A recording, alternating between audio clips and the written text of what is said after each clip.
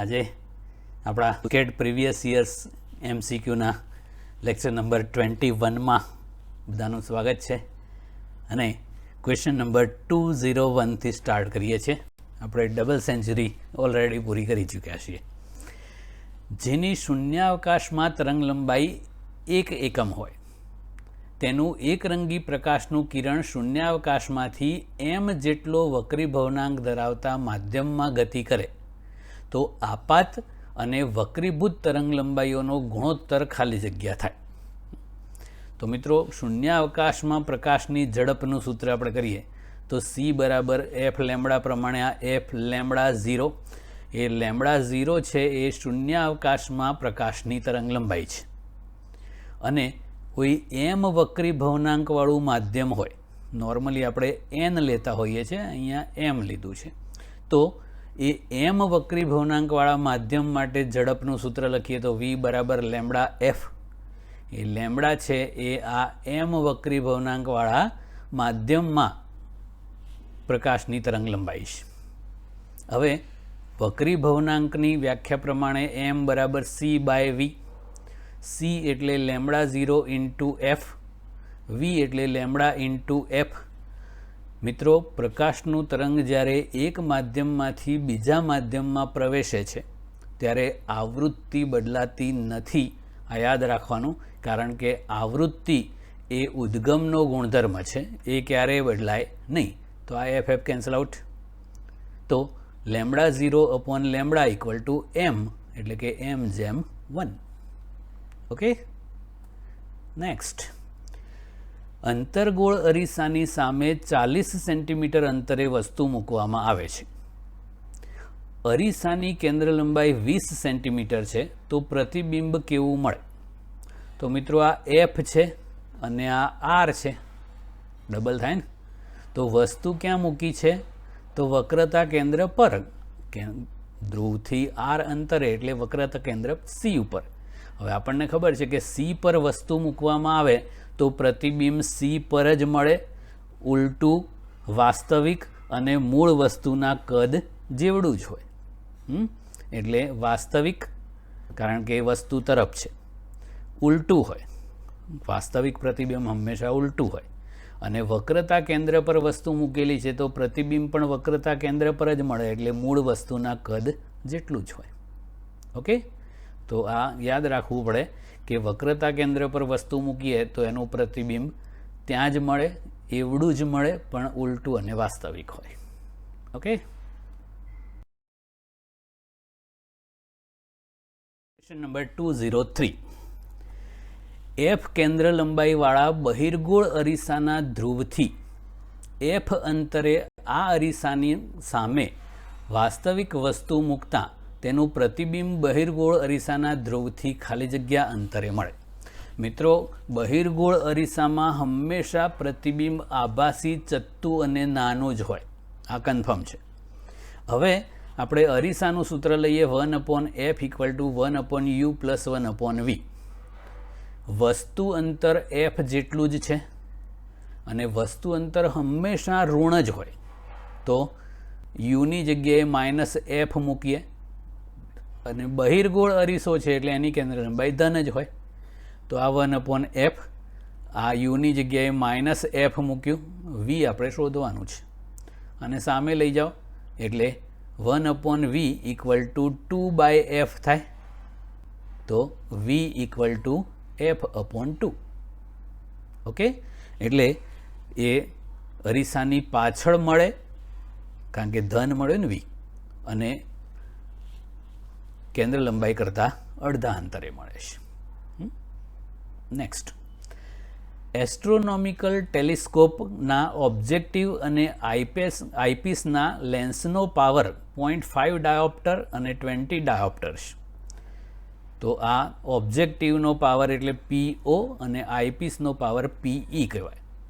તો ટેલિસ્કોપની મોટવણી ખાલી જગ્યા જેટલી થાય, કેટલી થાય જોઈએ? તો ટેલિસ્કોપ માટે મોટવણીનું સૂત્ર છે m બરાબર FO/FE. અને પાવર સ્વરૂપે લખવું હોય તો 1/FE એટલે PE અને 1/FO એટલે PO. વ્યસ્ત સંબંધ છે ને, એટલે આ ઉલટું થઈ ગયું. FO અપોન FE હોય તો પાવર માટે PE અપોન PO થઈ જાય. તો આઈપીસનો પાવર 20 ડાયોપ્ટર છે અને ઓબ્જેક્ટિવનો પાવર 0.5 ડાયોપ્ટર છે, એટલે 20 અપોન 0.5 40 ડાયોપ્ટર. ઓકે, સોરી 40 એની મોટવણી થઈ, મોટવણીની એકમ ના હોય. 205 1.732 વક્રી ભવનાંકવાળા પ્રિઝમ માટે લઘુત્તમ વિચલન કોણનું મૂલ્ય આપેલા પ્રિઝમ કોણ જેટલું જ છે, એટલે ડેલ્ટા એમ બરાબર એ છે. તો પ્રિઝમ કોણનું મૂલ્ય એટલે એ શોધવાનો છે. તો આપણને પ્રિઝમનું સૂત્ર ખબર છે, તો n equal to sine A plus delta M by 2 upon sine A by 2. Delta M બરાબર એ છે તો અહીંયા એ મૂકી દીધો, તો આ સાઇન 2a અપોન 2 એટલે સાઇન એ. વક્રી ભવનાંક આપેલો છે 1.732. મિત્રો આ √3ની કિંમત છે, તો sine A upon sine A by 2.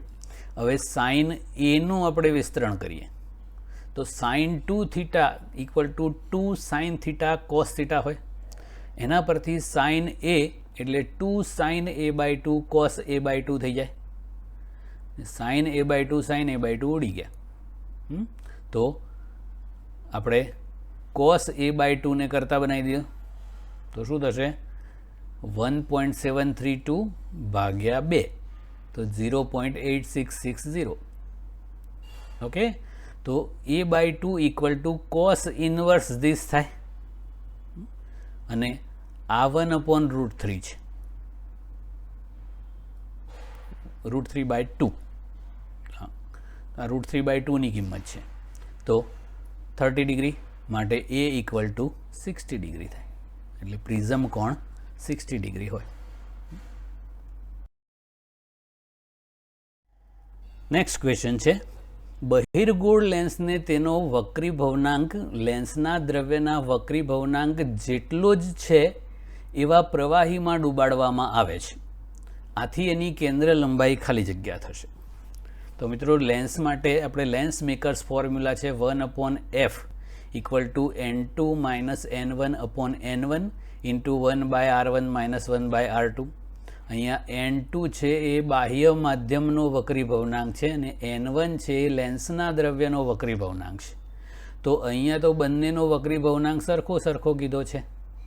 તો આ બહારના માધ્યમનો અને લેન્સના દ્રવ્યનો વક્રી ભવનાંક સરખો હોય તો આ તફાવત 0 થઈ જાય, તો આખું પદ 0 થઈ જાય અને 1/f ઇક્વલ ટુ 0 તો f ઇક્વલ ટુ ઇન્ફિનિટિવ થઈ જાય.